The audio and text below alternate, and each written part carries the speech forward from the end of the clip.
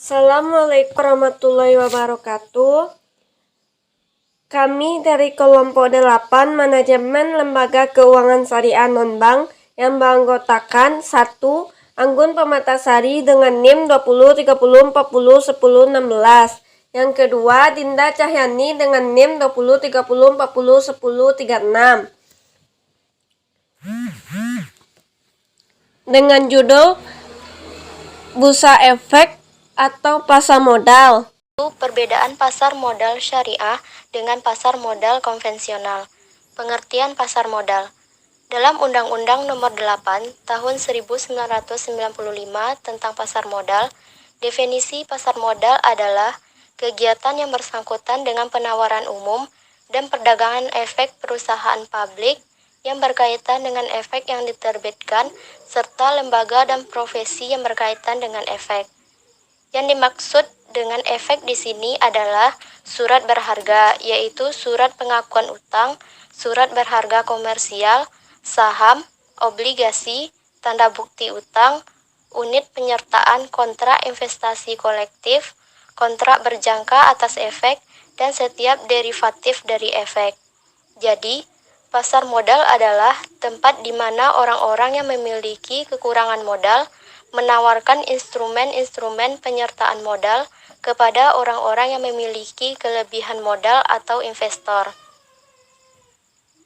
Bursa Efek adalah lembaga atau perusahaan yang menyelenggarakan atau menyediakan fasilitas sistem pasar untuk mempertemukan penawaran jual dan beli efek antara berbagai perusahaan atau perorangan yang terlibat dalam tujuan memperdagangkan efek perusahaan yang telah tercatat di Bursa Efek. Sedangkan pasar modal syariah diartikan sebagai pasar modal yang menerapkan prinsip-prinsip syariah dalam kegiatan transaksi ekonomi dan terlepas dari hal-hal yang dilarang seperti riba, perjudian, spekulasi, dan lain-lain.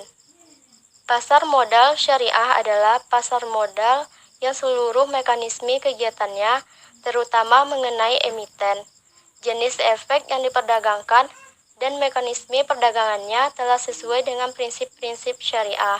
Sedangkan yang dimaksud dengan efek syariah adalah efek sebagaimana dimaksud dalam peraturan perundang-undangan di bidang pasar modal yang akad, pengelolaan perusahaan, maupun cara penerbitannya melalui prinsip-prinsip syariah. Selanjutnya, perbedaan pasar modal syariah dan pasar modal konvensional. Pasar modal syariah diperkenalkan kepada masyarakat, misalnya saham yang berprinsipkan syariah dan obligasi yang berprinsipkan syariah. Sedangkan pasar modal konvensional transaksinya mengandung riba, maisir, dan gharar yang selama ini menimbulkan adanya keraguan pada pasar modal yang tidak mengandung riba, maisir, dan gharar. Landasan hukum pasar modal syariah pada dasarnya adalah Al-Quran dan hadis, dipertegas dengan fatwa Dewan Syariah Nasional. Sedangkan pasar modal konvensional adalah Undang-Undang Pasar Modal, yaitu Undang-Undang Nomor 8 Tahun 1995. Pada pasar modal syariah, saham, obligasi, dan reksadana yang dijual merupakan instrumen yang telah sesuai dengan hukum syariah. Sedangkan instrumen pasar modal konvensional yang paling umum diperjualbelikan melalui bursa efek antara lain saham, obligasi, rights, dan obligasi konversi. Indeks saham syariah yang ada dikeluarkan oleh pasar modal syariah. Karena itu, seluruh saham yang tercantum pada bursa pasar modal syariah sudah terjamin halalnya. Sedangkan pada pasar modal konvensional, indeks yang ada terbuka secara bebas dan tidak memisahkan saham yang halal secara khusus. Obligasi syariah telah diatur oleh Fatwa DSN MUI Nomor 7 DSN MUI 4 Tahun 2000 tentang pembiayaan mudharabah. Sedangkan obligasi pada konvensional, prinsip yang digunakan adalah prinsip bunga dengan pemegang obligasi sebagai kreditur. Perhitungan nisbahnya didasarkan kepada perkembangan suku bunga yang berlaku. manajemen operasional pasar modal, pihak-pihak yang terkait dalam pasar modal, dan prosedur berinvestasi di pasar modal. Pihak-pihak yang terkait dalam pasar modal. Pengelolaan pasar modal. 1. Bapepam LK atau Badan Pengawas Pasar Modal. Bapepam merupakan penggabungan dari Bapepam dan Direktorat Jenderal Lembaga Keuangan Departemen Keuangan. Tujuan Bapepam LK adalah mewujudkan terciptanya kegiatan pasar modal yang teratur, wajar, dan efisien, serta melindungi kepentingan pemodal dan masyarakat. Kedua, bursa efek. Bursa efek merupakan tempat melakukan aktivitas jual beli segala instrumen pasar modal. Bursa efek sendiri memiliki dua peran besar dalam pasar modal, yaitu fasilitator perdagangan dengan tugas menyediakan semua fasilitas yang diperlukan untuk melaksanakan kegiatan jual beli saham dengan lancar, membuat peraturan yang harus dipatuhi oleh para pelaku, dan mencatat semua aktivitas yang terjadi di dalam perdagangan efek.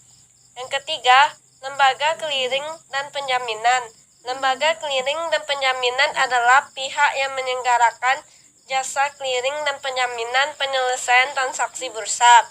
Yang keempat, lembaga penyimpanan dan penyelesaian.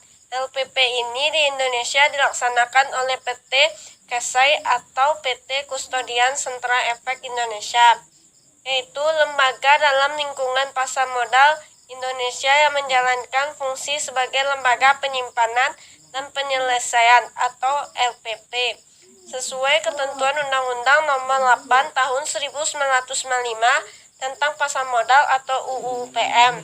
Fungsi LPP adalah menyediakan layanan jasa kustodian sentral dan penyelesaian transaksi yang teratur, wajar, dan efisien.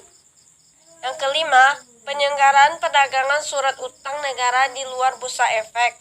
Penyelenggaraan perdagangan surat utang negara di luar bursa efek adalah pihak yang telah memperoleh izin usaha dari Bapepam untuk menyelenggarakan perdagangan surat utang negara di luar bursa efek. Para pelaku pasar modal. 1. Emiten. Perusahaan yang akan melakukan penjualan surat-surat berharga atau melakukan emisi di bursa disebut emiten. Emiten melakukan emisi dapat memilih dua macam instrumen pasar modal. Apakah bersifat kepemilikan, maka diterbitkanlah saham, dan jika yang dipilih adalah instrumen utang, maka yang dipilih adalah obligasi. Tujuan melakukan emisi antara lain: 1. Untuk memperluas usaha.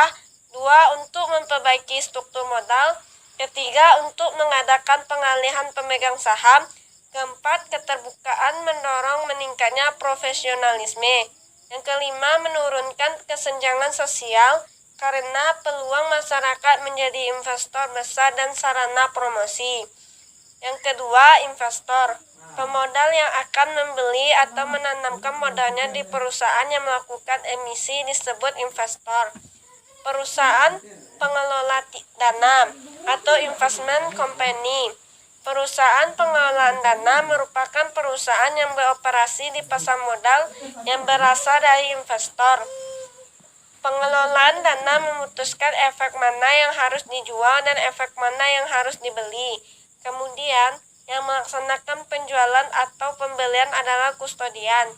Yang keempat, reksadana adalah wadah yang digunakan untuk menghimpun dana dari masyarakat pemodal untuk selanjutnya diinvestasikan dalam portofolio efek oleh manajer investasi.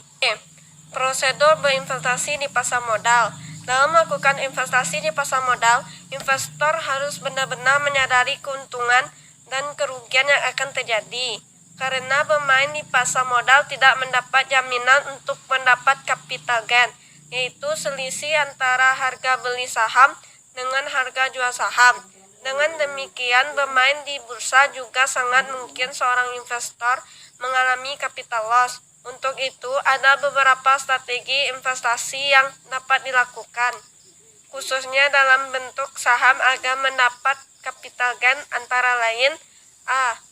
Beli beli di pasar perdana, kemudian dijual begitu dicatatkan di bursa.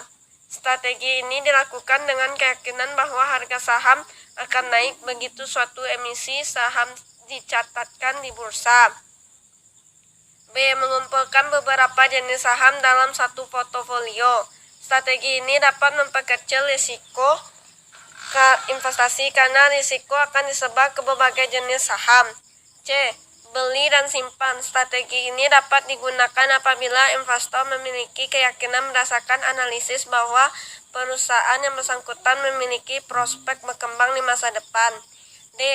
Beli saham tidur. Saham tidur merupakan saham yang tidak mendapat perhatian masyarakat pemodal dan cenderung nilainya di bawah harganya atau undervalued. E. Strategi berpindah. Pemodal yang spekulatif cenderung berpindah dari saham yang satu ke saham yang lain dengan manfaat perbedaan siklus harga individual.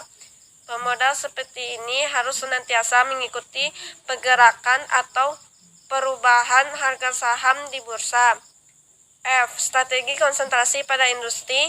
Strategi ini dilakukan dengan memusatkan perhatiannya pada perkembangan industri tertentu. Strategi investasi ini dengan demikian adalah memilih saham-saham yang terbaik pada industri yang dinilai mempunyai kondisi dan mekanisme kerja yang baik. G. Strategi belilah di pasar atau buying market atau mutual fund atau unit trust. Strategi investasi dengan membeli unit sertifikat atau saham yang diterbitkan oleh perusahaan reksadana mutual atau mutual fund.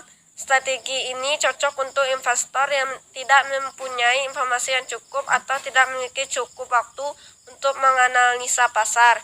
Sekian, terima kasih. Assalamualaikum warahmatullahi wabarakatuh.